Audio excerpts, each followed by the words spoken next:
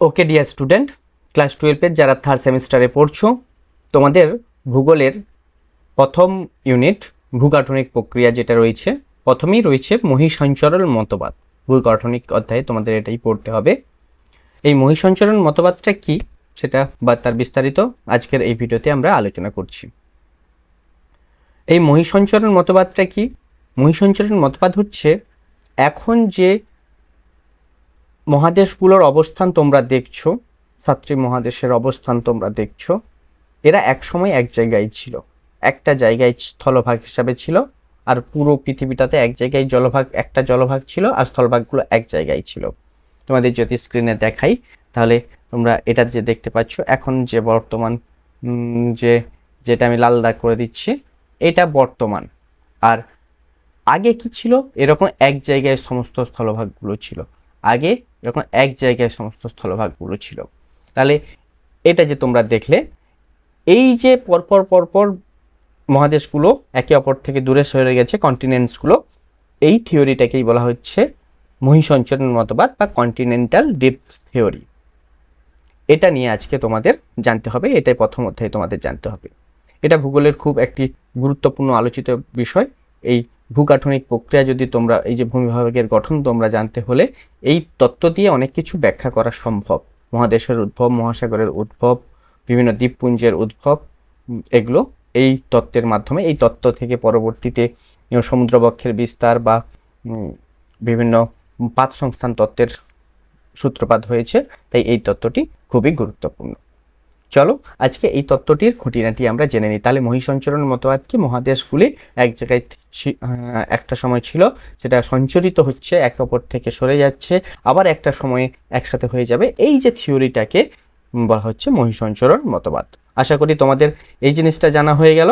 এবার চলো পরবর্তীতে আমরা এই অধ্যায় থেকে, আচ্ছা তোমাদের এই যে থার্ড সেমিস্টারে সমস্ত ছোট প্রশ্নের উত্তর দিতে হবে, মাল্টিপল চয়েস প্রশ্ন হবে। তবে এই প্রশ্নগুলো একই রকমের হবে না। তোমরা যে মাল্টিপল চয়েসের প্রশ্ন দাও, 4টা অপশান থাকে, সেটা একটা উত্তরটা ঠিক করে তোমরা লিখে দাও এরকম। এবারে মাল্টিপল চয়েসের মধ্যেও বিভিন্ন বিশ্লেষণমূলক বা বিভিন্ন ধরনের প্রশ্ন হবে, মাল্টিপল চয়েস প্রশ্ন হবে, কিন্তু ওএমআর শিটে পরীক্ষা হবে, কিন্তু প্রশ্নের ধরনগুলো বিভিন্ন রকমের হবে। এটা তোমাদের যে বইটা কিনেছো, বইয়ের পেছনের যে অনুশীলনীতে প্রশ্নগুলো দেওয়া আছে, সেখান থেকে দেখলে তোমরা বুঝতে পারবে বিভিন্ন রকমের মাল্টিপল চয়েস দেওয়া হচ্ছে। আচ্ছা ঠিক আছে, এই থিওরিটা আগে তোমরা ভালো করে বুঝে নাও।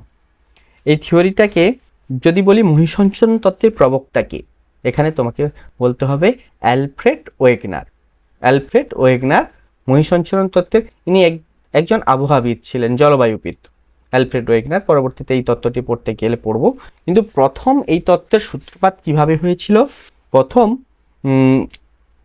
ফ্রান্সিস বেকন নামে একজন বিজ্ঞানী, তিনি তার নোভাম আর্গানাম গ্রন্থে এই আটলান্টিক মহাসাগর এবং আফ্রিকা, দক্ষিণ আমেরিকা মহাদেশের উপকূলের সাদৃশ্য দেখেছিলেন। তো এখান থেকে তিনি আভাস দিয়েছিলেন একটা, যে এই মহাদেশগুলোর একুল ওকুল, আটলান্টিক মহাসাগরের দুকুলে একটা সাদৃশ্য তিনি লক্ষ্য করেছিলেন। এখান থেকেই আভাস পাওয়া যাচ্ছিল।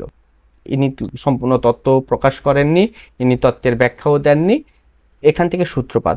পরে আরও অনেকের গবেষণা থেকে এগুলোকে বিস্তার আলোচিত হতে থাকে, কেউ কিন্তু এই তত্ত্বটিকে ভালোভাবে ব্যাখ্যা করেননি বা প্রকাশ করেননি। অ্যালফ্রেড ওয়েগনার এই তত্ত্বটির প্রবক্তা, এই তত্ত্বটিকে ভালো করে উপস্থাপন করেছেন, বই আকারে প্রকাশ করেছেন, থিসিস আকারে প্রকাশ করেছেন। প্রথমে জার্মান ভাষায় প্রকাশ করেছিলেন, পরে ইংরেজি ভাষায় প্রকাশ করেছেন।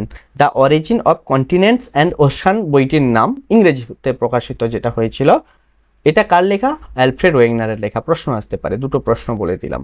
এই তত্ত্বের প্রবক্তাকে অ্যালফ্রেড ওয়েগনার। অ্যালফ্রেড ওয়েগনার আবহাওয়াবিদ ছিলেন।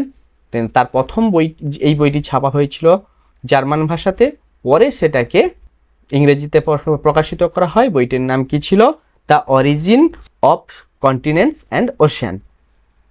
আমরা যদি এখানে এই ছবিতে চলে আসি, তাহলে আমরা যেটা দেখতে পাবো, তোমাদের জন্য এই ডিসপ্লেতে আমি যদি দেখাচ্ছি, তোমরা যে এই ডিসপ্লেতে যেটা দেখতে পাচ্ছ, এখানে প্রথমে যেটা বলবো প্যানজিয়া। এই তত্ত্বটিকে জানতে হলে কিছু টার্ম তোমাদের জানতে হবে, সেই টার্মগুলো মনে রাখতে হবে। প্রথমে চলো জেনে নিই প্যানজিয়া কি।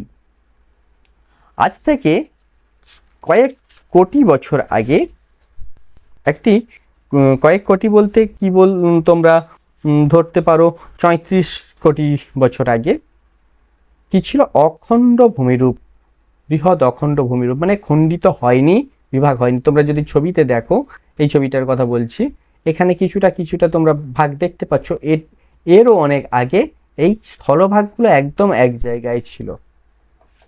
এইখানে ভাগগুলো তোমাদের দেখার জন্য এর আগে এই 225 মিলিয়ন ইয়ার্সের আরও আগে যদি চলে যাও, স্থলভাগগুলো একদম এক জায়গায় ছিল। এর মাঝখানে একটা অগভীর টেথিস নামে ছিল, সাগর ছিল। তাহলে এই স্থলভাগগুলোকে একসাথে কি বলা হবে, একসাথে বলা হবে কি প্যানজিয়া, পুরো স্থলভাগ। প্যান মানে সমগ্র, আর জিও কথা মানে স্থলভাগকে বোঝানো হচ্ছে, ভূখণ্ডকে বোঝানো হচ্ছে। তাহলে প্যানজিয়া হচ্ছে সমগ্র অখণ্ডিত স্থলভাগকে প্যানজিয়া বলা হচ্ছে, এটা মনে রাখতে হবে। সমস্ত স্থলভাগকে একত্রে আজ থেকে প্রায় ৩৫ কোটি বছর আগে, যে কার্বনিফেরাস যুগের আগে অখণ্ডিত যে ভূমিরূপ ছিল তাকে বলা হচ্ছে প্যানজিয়া। আর যে জলভাগটা ছিল, এই স্থলভাগ বাদে সমগ্র জলভাগ, মহাসাগরের ভাগ ছিল না, একটাই জলভাগ ছিল, তাকে বলা হচ্ছে প্যানথালাসা। তাহলে প্যানজিয়া সমগ্র স্থলভাগটা একসাথে যখন ছিল, ওই একসাথে সমগ্র স্থলভাগকে বলা হচ্ছে কি প্যানজিয়া। আর প্যানথালাসা, প্যান মানে পুরো বা সমগ্র, আর থালাসা মানে সি, সাগর, সমগ্র সাগরকে একসাথে বলা হচ্ছে প্যানথালাসা। এই পর্যন্ত তোমরা 4টা প্রশ্ন জেনে গেলে। প্যানজিয়া কি, প্যানথালাসা কি, এই তত্ত্বের প্রবক্তাকে, মহিষাসুর মতবাদের প্রবক্তাকে, তার লেখা বইটির নাম কি, এগুলো কিন্তু ছোট ছোট প্রশ্নের জন্য তোমাদের ভালো করে মনে রেখে দিতে হবে। এরপরে চলো প্যানজিয়া আলটিমা বা আলটিমা কি। এটাকে বলা হচ্ছে, এখন যেরকম মহাদেশ একটা সময়ে এক জায়গায় ছিল, তারপর সরে সরে যাচ্ছে, তারপরে আবার এগুলো একসাথে এসে জোড়া লেগে যাবে। আজ থেকে কিছু কয়েক কোটি বছর পরে আবার একসাথে বিজ্ঞানীরা মনে করছেন এগুলো এক জায়গায় চলে আসবে। এই যে এক জায়গায় চলে এলে যেটা তৈরি হবে তাকে বলা হবে প্যানজিয়া আলটিমা, তাকে বলা হবে প্যানজিয়া আলটিমা।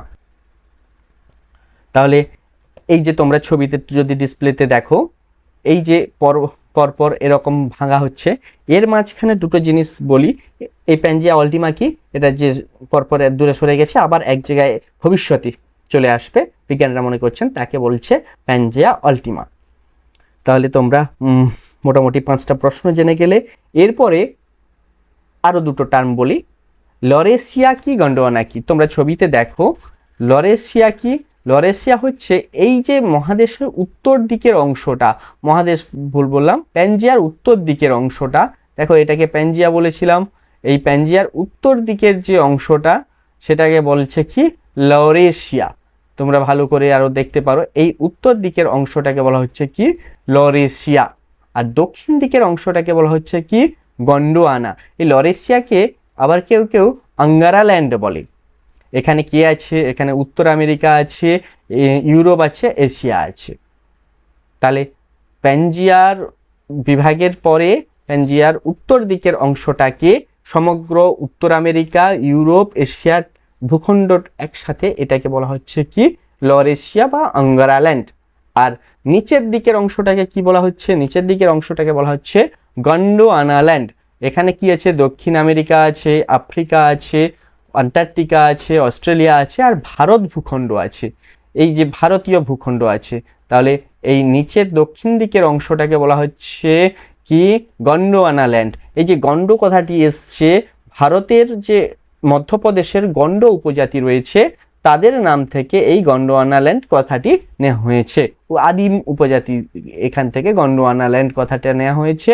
আর লরেশিয়াটা এশিয়া, এই যে আঙ্গারাল্যান্ড উত্তর দিকের যে অংশটাকে, এটাকে যদি আমরা এই অংশটার কথা বলছি, এই উত্তর দিকের অংশটাকে, এই স্থলভাগকে মানে এটা কাকে প্যানজিয়াকে ভাঙলে উত্তর দিকের অংশটা হচ্ছে লরেশিয়া, আর দক্ষিণ দিকের অংশটা হচ্ছে গন্ডোয়ানাল্যান্ড।